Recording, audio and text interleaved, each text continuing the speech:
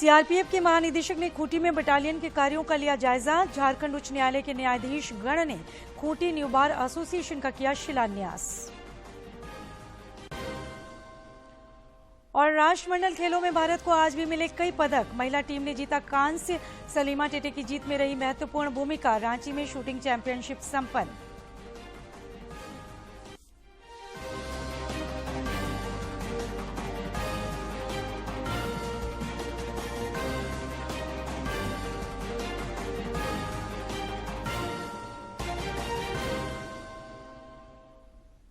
नमस्कार, खबरें झारखंड में आपका स्वागत है। मैं हूं सरोज झा और अब समाचार विस्तार से।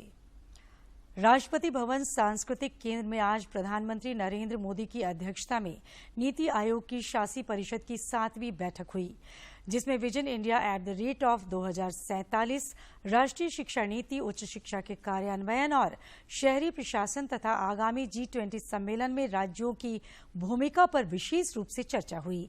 इस बैठक में मुख्यमंत्री हेमंत सोरेन समेत अन्य राज्यों के मुख्यमंत्रियों ने भी शिरकत की।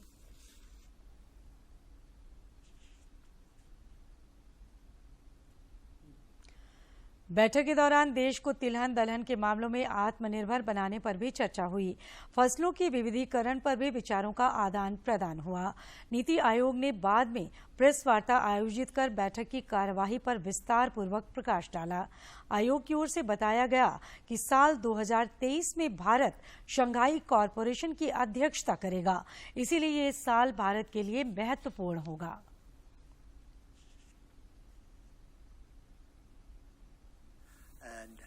I'm the Vice Chairman. As you know, the Honorable Prime Minister is the Chairman of Niti Aayog. The Governing Council consists of a small number of Union Ministers ex officio, but also the Chief Ministers of all states. NITI Aayog की बैठक में मुख्यमंत्री हेमंत सोरेन ने भी अपने विचार रखे और विविध विषयों की चर्चा की। उन्होंने देश में सहकारी संघवाद पर जोर देते हुए केंद्र राज्य सहयोग और समन्वय पर बल दिया। उन्होंने कहा कि राज्य में तिलहन और दलहन उत्पादन की असीम संभावना है। श्री सोरेन ने लघु सिंचाई परियोजनाओं के लिए केंद्र से विशेष पैकेज की भी मांग की। आजादी का अमृत महोत्सव के तहत जमशेदपुर में भारतीय जनता पार्टी महानगर द्वारा आज तिरंगा यात्रा निकाली गई। जमशेदपुर में भाजपा महानगर द्वारा आयोजित तिरंगा यात्रा सागची आम बागान मैदान से निकलकर जमशेदपुर के प्रमुख स्थलों का भ्रमण करते हुए वापस आम बागान सागची मैदान पहुंची।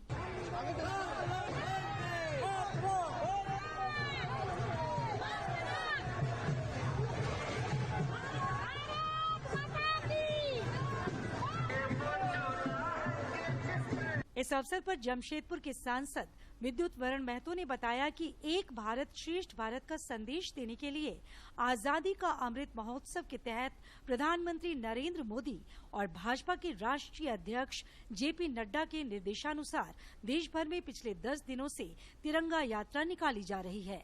पूरा देश में तिरंगा यात्रा लगातार 10 दिन से मनाया जा रहा है, ताकि लोगों के राष्ट्रीयता का महत्व समझे।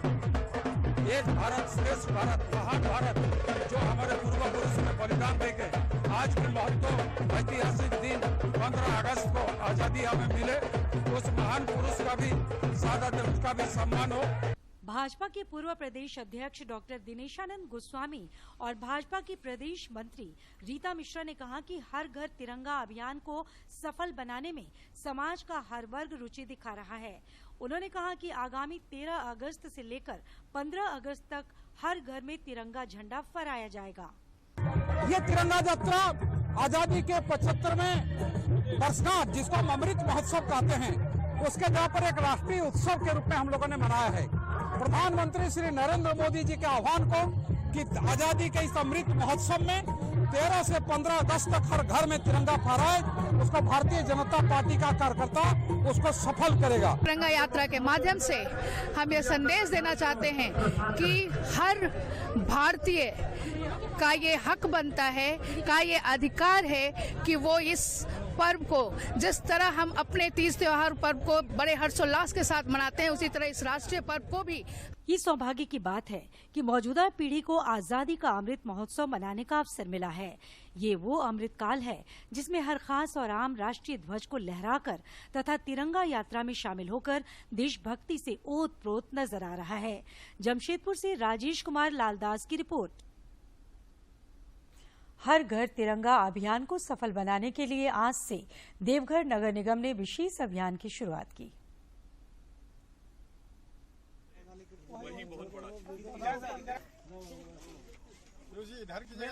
फोटो खींचिएगा, मेरा नहीं आएगा, चलेगा।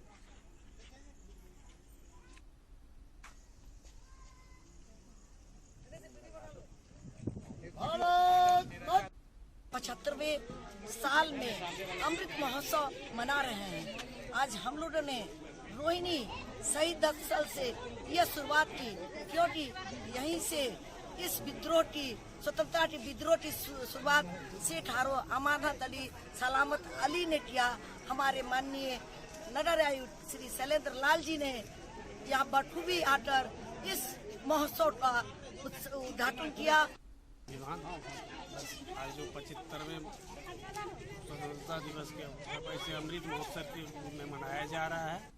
मोटो यही है कि राष्ट्रभक्ति, देशभक्ति, स्वाभिमान, अपने तिरंगे पर गर्व, अपने देश के सम्मान पर गर्व करने का संदेश देना है। और हम लोगों ने मुहिम चला करके रखा है कि 13 से 15 अगस्त तक हम लोग देवघर के हर घर में तिरंगा फहरे, इस तरह की जागरूकता अभियान लाएंगे। और देश आजादी की 75वीं वर्षगांठ को अमृत महोत्सव के रूप में मना रहा है। प्रधानमंत्री के आह्वान पर देश भर में हर घर तिरंगा अभियान चलाया जा रहा है। इसी क्रम में रांची के सांसद संजय सेठ ने अपने संसदीय क्षेत्र में इस अभियान को सफलीभूत करने का संकल्प जताया है। माता की, भारत माता की, वंदे वंदे। और देश के आदरणीय प्रधानमंत्री नरेंद्र मोदी जी का आह्वान कि देश के 20 करोड़ घरों में हमारा प्यारा न्यारा ऐसा तिरंगा हर घरों में लहराए, इसकी तैयारी पूरा देश कर रहा है। 135 करोड़ देशवासी एक साथ खड़े हैं, अपने झंडे के लिए खड़े हैं, अपने तिरंगे के लिए खड़े हैं। और वो तिरंगा जिस तिरंगा के लिए लाखों सैनिक शहीद हो गए।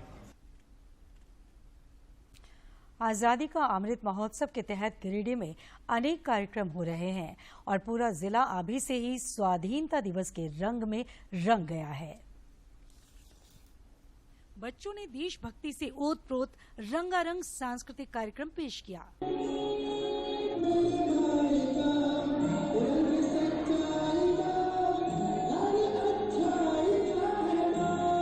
इस मौके पर एसडीओ विशाल दीप खलको ने कहा कि बड़ी कुर्बानी के बाद हमारा मुल्क आजाद हुआ है, जिसको सजाने संवारने की जिम्मेदारी सबों की है।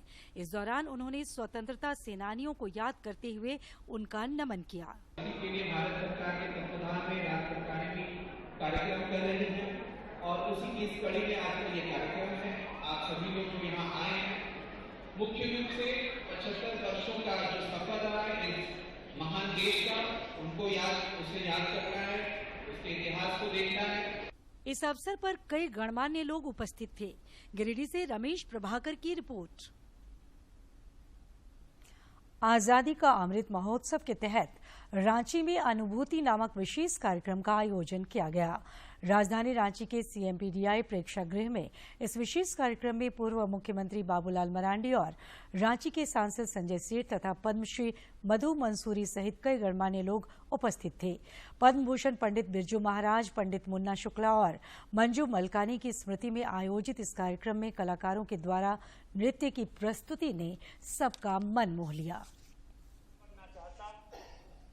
किंतु आज के मुख्य अतिथि आदरणीय बाबूलाल मरांडी जी, हमारे झारखंड के आन बान और शान पद्मश्री मधु मंसूरी जी।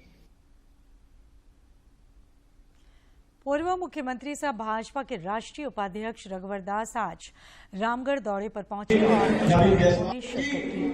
इस दौरान पत्रकारों से बातचीत करते हुए उन्होंने लोगों से हर घर तिरंगा अभियान को सफल बनाने का आह्वान किया। इस मौके पर सांसद आदित्य साहू और विधायक नवीन जायसवाल समेत कई अन्य वरिष्ठ नेता भी मौजूद थे। राजनीतिक संगठन का निर्माण होता रहा, क्योंकि संगठन में ही शक्ति है और इसीलिए राजनीतिक दल भी विभिन्न राजनीतिक दल बने, विभिन्न सामाजिक संगठन बने, व्यापारी के संगठन बने, विभिन्न जातियों के संगठन बने, क्योंकि अकेला व्यक्ति कुछ नहीं कर सकता। और इसी को आवश्यकता देखते हुए वैश्य समाज के जो लोग हैं वो लोग भी इस कलयुग में, जहाँ संघे शक्ति कलयुग है, संगठन में ही शक्ति है। झारखंड समेत देश भर में पिछले कुछ दिनों से कोरोना संक्रमण का दायरा फिर से बढ़ता जा रहा है। पिछले 24 घंटे के दौरान देश में कोविड के 18,738 नए मामले सामने आए हैं, जबकि इस अवधि में कई संक्रमित स्वस्थ भी हुए हैं। केंद्रीय स्वास्थ्य मंत्रालय के अनुसार देश में फिलहाल कोरोना के 1,34,933 मामले सक्रिय हैं। इधर झारखंड में भी कोरोना से जंग जारी है और पिछले 24 घंटे के दौरान अनेक कोरोना वीरों ने इस महामारी को शिकस्त दी। रांची में इस अवधि में 28 मरीजों की पुष्टि हुई, जबकि 52 मरीजों ने कोरोना को हराया। जिले में अब कोरोना के 123 एक्टिव केस शेष हैं। कोरोना के खिलाफ जारी जंग में देश में टीकाकरण अभियान तेज गति से जारी है। केंद्रीय स्वास्थ्य मंत्रालय के अनुसार देश में अब तक कुल 2 अरब 6 करोड़ 30 लाख से अधिक कोविड रोधी टीके लगाए जा चुके हैं।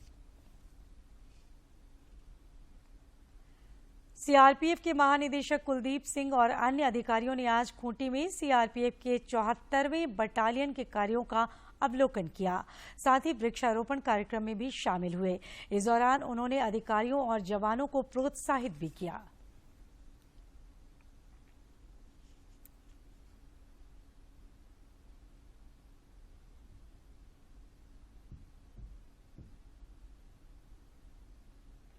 श्रावणी मेला को लेकर देवघर बाबा वैद्यनाथ धाम में भक्तों का तांता लगा हुआ है। आज भी बड़ी संख्या में श्रद्धालुओं ने बाबा भोलेनाथ को जलार्पण कर देश और राज्य के विकास की मंगल कामना की। कल श्रावण मास की चौथी और अंतिम सोमवारी है, जिसको लेकर जिला प्रशासन द्वारा तैयारियों को अंतिम रूप दिया जा रहा है। राज्य के मंत्री मिथिलेश ठाकुर ने भी बाबा धाम पहुंचकर कांवरिया पथ का जायजा लिया और आवश्यक दिशा निर्देश दिए। पत्रकारों से बातचीत के क्रम में एक सवाल के जवाब में श्री ठाकुर ने कहा कि सुखाड़ की आशंका के मद्देनजर पेयजल की किल्लत से निपटने के लिए उनके विभाग द्वारा तमाम व्यवस्थाएं की गई हैं। पुरानी व्यवस्था के माध्यम से जलापूर्ति भी की जा रही है। अब नई योजना, एक नई स्कीम जो जुटको के द्वारा जिसका अभी निर्माण कराया जा रहा है, वो भी बहुत जल्द हमें लगता है कि अब जनता को समर्पित हो जाएगा। झारखंड हाई कोर्ट के जस्टिस एसएन पाठक और न्यायाधीश सुजीत नारायण प्रसाद ने आज खूंटी स्थित बाबा अमरेश्वर धाम में जलार्पण किया। साथ ही खूंटी कोर्ट परिसर में न्यू बार एसोसिएशन का शिलान्यास किया।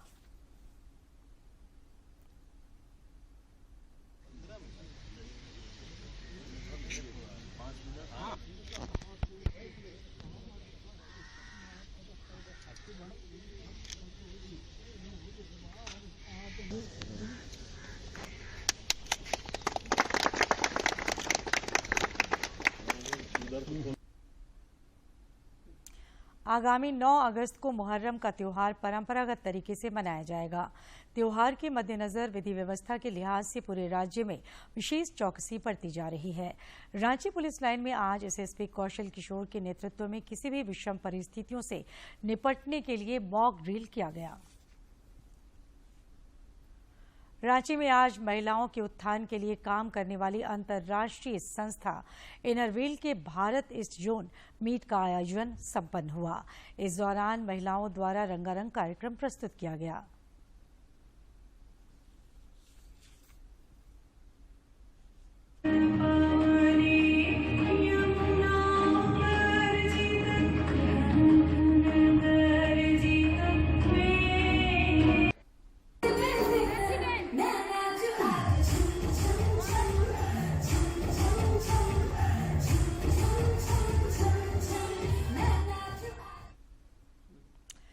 लोहरदगा जिला के कैरो थाना क्षेत्र के खरता गांव में खेत पटवन करने गए पति पत्नी की बिजली करंट लगने से मौत हो गई। इस घटना के बाद क्षेत्र में गम का माहौल है। शहीद निर्मल महतो की 35वीं पुण्यतिथि कल मनाई जाएगी। इस सिलसिले में जमशेदपुर में आयोजित होने वाले कार्यक्रम में मुख्यमंत्री हेमंत सोरेन भी शामिल होंगे। शहादत दिवस की तैयारी को लेकर झामुमो की बैठक हुई। राज्य के माननीय मुख्यमंत्री हेमंत सोरेन जी सम्मिलित होंगे।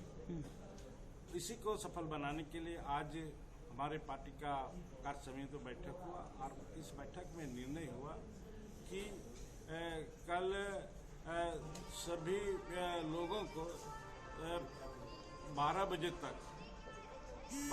तक यहाँ पर सभा स्थल उलियन मैदान में पहुँचना है।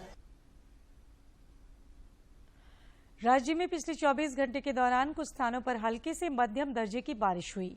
गिरिडीह के बरखी सुरैया में सर्वाधिक 21.4 मिलीमीटर बारिश दर्ज की गई। मौसम विज्ञान केंद्र रांची ने बताया है कि राज्य में 9 और 10 अगस्त को कुछ इलाकों में भारी बारिश की संभावना है। आज और कल कई इलाकों में आंधी और वज्रपात की भी आशंका है। राज्य में दक्षिणी पश्चिमी मानसून की बेरुखी की वजह से 1 जून से 7 अगस्त के बीच सामान्य से 48% कम बारिश हुई है। और अब कुछ खबर राज्य के विभिन्न जिलों से।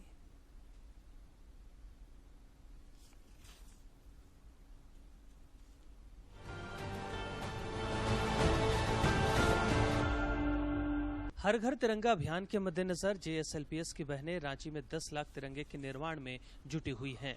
रांची सांसद संजय सेठ ने आज सुबह उनसे मिलकर उनका उत्साहवर्धन किया। चतरा उपायुक्त अबू इमरान ने सामुदायिक स्वास्थ्य केंद्र इटखोरी का औचक निरीक्षण किया। इस दौरान उन्होंने स्वास्थ्य सुविधा दुरुस्त करने के लिए कई आवश्यक दिशा निर्देश दिए। गोड्डा समाहरणालय सभागार में आपदा प्रबंधन प्राधिकार की बैठक हुई, जिसमें कोविड-19 में मृत लोगों के परिजनों को आपदा प्रबंधन विभाग के अंतर्गत दिए जा रहे सहायता राशि पर जिले से प्राप्त आवेदनों पर विचार करते हुए यथाशीघ्र सहायता राशि भुगतान करने के निर्देश दिए गए। खूंटी में विशेष केंद्रीय सहायता अंतर्गत स्वीकृत परियोजनाओं की प्रगति की समीक्षात्मक बैठक में संबंधित अधिकारियों को आवश्यक दिशा निर्देश दिए गए। उपायुक्त ने इस दौरान योजनाओं के उचित क्रियान्वयन से विकास के मानकों में प्रगति सुनिश्चित कर कार्यों का निष्पादन करने हेतु जरूरी हिदायत दी। गढ़वा जिले में प्रशासनिक अधिकारियों ने सभी प्रखंड आपूर्ति पदाधिकारियों, ट्रांसपोर्टर, सहायक गोदाम संचालकों के साथ PDS राशन परिवहन वितरण व्यवस्था की समीक्षा की और आवश्यक दिशा निर्देश दिए। गुमला उपायुक्त ने सदर बाजार समिति के निरीक्षण के क्रम में बाजार परिसर की बाउंड्री करने और चापाकल को दुरुस्त करने तथा रंग रोगन और सोलर लाइट लगाने का निर्देश दिया। उन्होंने रागी प्रोसेसिंग सेंटर हेतु एक वृहद हॉल का भी चयन किया। साहबगंज उपायुक्त रामनिवास यादव की अध्यक्षता में जिला खनन टास्क फोर्स की बैठक हुई। इस दौरान उपायुक्त ने विभिन्न क्षेत्रों से प्राप्त अवैध खनन की शिकायतों पर कार्रवाई की। इस दौरान उपायुक्त ने विभिन्न क्षेत्रों से प्राप्त अवैध खनन की शिकायतों पर की गई कार्रवाई की समीक्षा की एवं प्राप्त शिकायतों पर एक्शन लेते हुए छापेमारी सुनिश्चित करने का निर्देश दिया। सरायकेला उपायुक्त ने आगामी मुहर्रम पर्व, विश्व आदिवासी दिवस और राखी त्योहार को सौहार्दपूर्ण वातावरण में संपन्न कराने को लेकर गमरिया स्थित सभागार में बैठक की और आवश्यक दिशा निर्देश दिए। इस बार भी पूर्व की भांति काफी अलर्ट मोड में प्रशासन रहेगा। बड़े बड़े जुलूस के जितने भी लाइसेंसी गैर लाइसेंसी उनके साथ हम लोग का वीडियोग्राफी का कार्यक्रम होगा और ड्रोन के माध्यम से भी एरियल सर्वेलेंस हम लोग कर रहे हैं। खूंटी में निमित्त संस्था द्वारा आयोजित कार्यशाला में लिव इन रिलेशनशिप में रहने वाली ढूकू महिलाओं की सामाजिक आर्थिक स्थिति में सुधार एवं उनके विकास को लेकर चर्चा की गई। इस पहल से जोड़ों को सम्मानजनक पहचान मिल रही है एवं उन्हें कल्याणकारी योजनाओं से लाभान्वित किया जा रहा है। गढ़वा में मुहर्रम पर्व के मद्देनजर समाहरणालय सभागार में उपायुक्त की अध्यक्षता में जिला स्तरीय शांति समिति की बैठक संपन्न हुई। पाकुड़ समाहरणालय स्थित सभागार में स्वतंत्रता दिवस समारोह की तैयारियों को लेकर बैठक हुई, जिस दौरान अधिकारियों को जिम्मेवारी सौंपी गई। इस दौरान स्वतंत्रता दिवस समारोह में कोविड प्रोटोकॉल के अक्षरशः पालन पर बल दिया गया।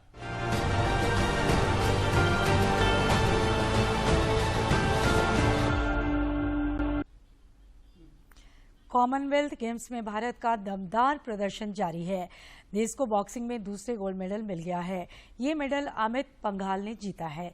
उन्होंने पुरुषों के 51 किलोग्राम फ्लाईवेट कैटेगरी में इंग्लैंड के मुक्केबाज कियारन मैकडोनेल को एक तरफा मुकाबले 5-0 से पराजित कर स्वर्ण अपने नाम कर लिया। इधर भारतीय मुक्केबाज नीतू गंगस ने राष्ट्रमंडल खेलों में महिलाओं के न्यूनतम भार वर्ग में स्वर्ण पदक जीतकर देश का मान बढ़ाया है।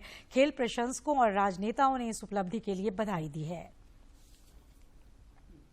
भारतीय एथलीट भी बर्मिंघम में कॉमनवेल्थ गेम्स में अपने प्रदर्शन का लोहा मनवा रहे हैं। ट्रिपल जंप में पहली बार भारतीय एथलीटों ने गोल्ड और सिल्वर मेडल दोनों अपने नाम किया है। एल्डोस पॉल ने जहां पोडियम टॉपर रहते हुए गोल्ड मेडल अपने नाम किया, तो अब्दुल्ला अबू बकर ने दूसरे स्थान पर रहते हुए सिल्वर मेडल पर कब्जा जमाया। इधर मुक्केबाजी में भारत को एक और गोल्ड मिला है। मुक्केबाज नीतू घनघस ने महिलाओं के 45 से 48 किलोग्राम भार वर्ग में डेगी जेट सेस्टन को हराकर स्वर्ण पदक जीता। इस बीच राष्ट्रमंडल खेलों में भारतीय महिला हॉकी टीम ने 16 साल के सूखे को समाप्त करते हुए शूटआउट में न्यूजीलैंड को 2-1 से हराकर कांस्य पदक पर कब्जा जमाया। भारत की ओर से एकमात्र फील्ड गोल झारखंड की होनहार हॉकी खिलाड़ी सलीमा टेटे ने किया। हॉकी झारखंड समेत अनेक राजनेताओं ने इस उपलब्धि के लिए भारतीय महिला हॉकी टीम को बधाई दी है। इधर बैडमिंटन में भी भारत का एक पदक पक्का हो गया है। मशहूर बैडमिंटन खिलाड़ी पीवी सिंधु ने सेमीफाइनल में सिंगापुर की एओ जिया मिन को 21-19, 21-17 से हराकर फाइनल में प्रवेश किया। इधर रांची में आयोजित 12वीं झारखंड राज्य शूटिंग प्रतियोगिता का आज समापन हो गया।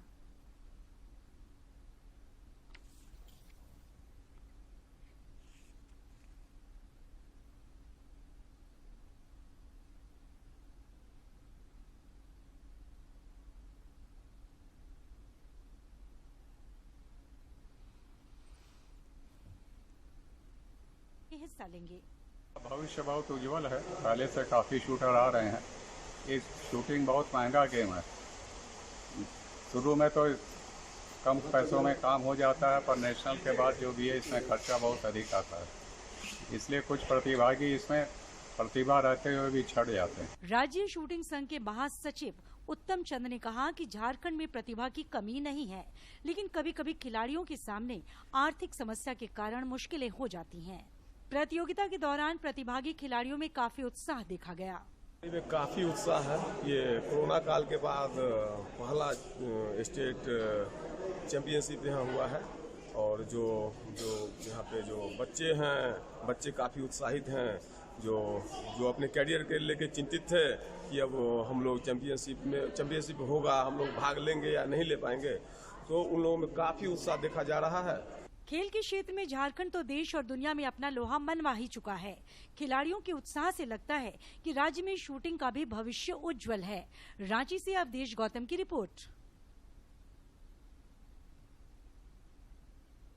झारखंड समेत देश भर में आज राष्ट्रीय हस्तकरघा दिवस पर बुनकरों के योगदान को याद किया जा रहा है। उद्योग भारत के सबसे पुराने और सबसे बड़े कुटीर उद्योगों में से एक रहा है। ये क्षेत्र देश के ग्रामीण और अर्ध ग्रामीण हिस्सों में आबादी के बड़े हिस्से को आजीविका प्रदान करता है। ये महिला सशक्तिकरण का भी एक जीता जागता उदाहरण है, जिसमें सभी बुनकर और संबद्ध श्रमिकों में 70% से अधिक महिलाएं हैं। प्रधानमंत्री नरेंद्र मोदी ने 7 अगस्त 2015 से राष्ट्रीय हथकरघा दिवस मनाने की घोषणा की।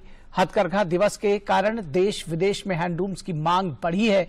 सरकार का लक्ष्य है हैंडलूम के उत्पादन को 60,000 करोड़ से बढ़ाकर 1.25 लाख करोड़ तक पहुंचाने का।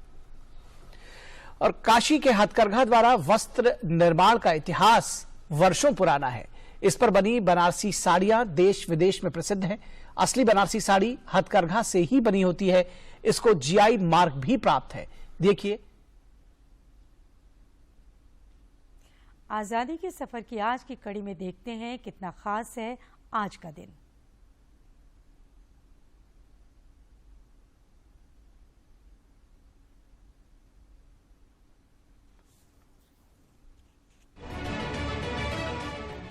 साम्राज्यवादी ब्रिटिश प्रशासन के खिलाफ पहला भारतीय ध्वज 7 अगस्त 1906 को कोलकाता में फहराया गया था। इस झंडे में लाल, पीले और हरे रंग की 3 पट्टियां थी, जिसके बीच में वंदे मातरम लिखा था।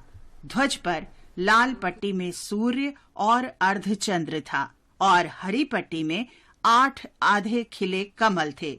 माना जाता है कि इसे स्वतंत्रता सेनानियों सचिंद्र प्रसाद बोस और हेमचंद्र कानूनगो ने डिजाइन किया था। हम आज महान साहित्यकार गुरुदेव रविंद्रनाथ ठाकुर को श्रद्धांजलि अर्पित कर रहे हैं। उनका निधन 7 अगस्त 1941 को हुआ था। हर तरह से बहुमुखी प्रतिभाशाली व्यक्तित्व गुरुदेव रविंद्रनाथ कवि, ब्रह्म समाज, दार्शनिक, नाटककार, उपन्यासकार, चित्रकार और संगीतकार थे। बंगाल की कला को व्यापक ख्याति दिलाने में उनका अहम योगदान रहा। जनगण मन के अलावा उनकी रचना आमार शोनार बांग्ला को बांग्लादेश के राष्ट्रगान के रूप में अपनाया गया और श्रीलंका का राष्ट्रगान भी उनकी रचना से प्रेरित है। गुरुदेव ने अपने प्रेरक गीतों के माध्यम से भारतीय राष्ट्रवादियों का समर्थन किया और सार्वजनिक रूप से साम्राज्यवाद की आलोचना की। 1905 में बंगाल के विभाजन के दौरान रविंद्रनाथ ने स्वदेशी आंदोलन को सक्रिय नेतृत्व प्रदान किया, जिसमें ब्रिटिश सामान के बहिष्कार और स्वदेशी उत्पादों को बढ़ावा देने का आह्वान किया गया था। रविंद्रनाथ ने बंगाल की जनता को एकजुट करने के लिए बांग्लार माटी बांग्लार जोल गीत लिखा था। 1915 में उन्होंने ब्रिटिश क्राउन से नाइटहुड प्राप्त किया, जिसे उन्होंने जलियांवाला बाग में नरसंहार के विरोध में वापस लौटा दिया। उन्होंने कहा था, जब अंग्रेज भारतीयों को इंसान भी नहीं मानते तो नाइटहुड का मेरे लिए कोई मतलब नहीं। रविंद्रनाथ ने उस शिक्षा प्रणाली की भी आलोचना की जो अंग्रेजों ने भारत पर थोपी थी। शिक्षा में सुधार समाज और राष्ट्र के निर्माण के लिए उनके मिशन की आधारशिला बन गया और इस उद्देश्य की प्राप्ति के लिए गुरुदेव ने 1921 में शांति निकेतन में विश्व भारती विश्वविद्यालय की स्थापना की। गुरुदेव रविंद्रनाथ ठाकुर ने 7 अगस्त 1941 को कोलकाता में अंतिम सांस ली। रविंद्रनाथ ने बंगाली साहित्य को एक नई पहचान दी और इतिहास के पन्नों पर अमिट छाप छोड़ी। गुरुदेव को समर्पित 5 संग्रहालय हैं। इनमें से 3 भारत में जबकि 2 बांग्लादेश में हैं। संग्रहालयों में उनकी प्रसिद्ध रचनाएं हैं और हर वर्ष लाखों लोग उन्हें देखने आते हैं। आज हम राष्ट्रवादी कलाकार अवनींद्र नाथ ठाकुर का भी स्मरण कर रहे हैं। उनका जन्म 7 अगस्त 1871 को पश्चिम बंगाल में हुआ था। रविंद्रनाथ ठाकुर के भतीजे अवनींद्र नाथ भारतीय कला में स्वदेशी मूल्यों के पहले प्रमुख समर्थक थे। अवनींद्र नाथ ने भारतीय कलाकारों